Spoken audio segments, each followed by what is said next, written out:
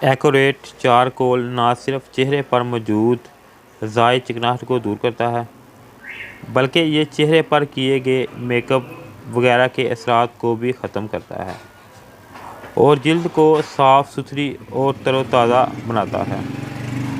Accurate charcoal powder बुनियादी तौर पर कार्बन की एक शक्ल होती है। Welcome to my channel. नाज़रीन, आज मैं आपके साथ एक ब्लैक मास्क के बारे में बात करूंगा जिसके अंदर चारकोल ऐड किया गया है। इसके क्या क्या बेनिफिट हैं, इसके बारे में तफसील के साथ इस वीडियो में जानने के लिए आप मेरी वीडियो को मुकम्मल देखें ताकि आप कोई भी चीज़ मिस ना कर सकें। तो नाज़रीन, चलते हैं अपनी वीडियो की तरफ। आजकल ख़वातीन को चेहरे की जल्द के खुले मसाम, एक्ने और जल्द की गैर मुतवाज़न रंगत जैसे मसाइल का सामना है, लेकिन घबराएं नहीं। आज मैं आपके लिए ऐसा मास्क बनाने का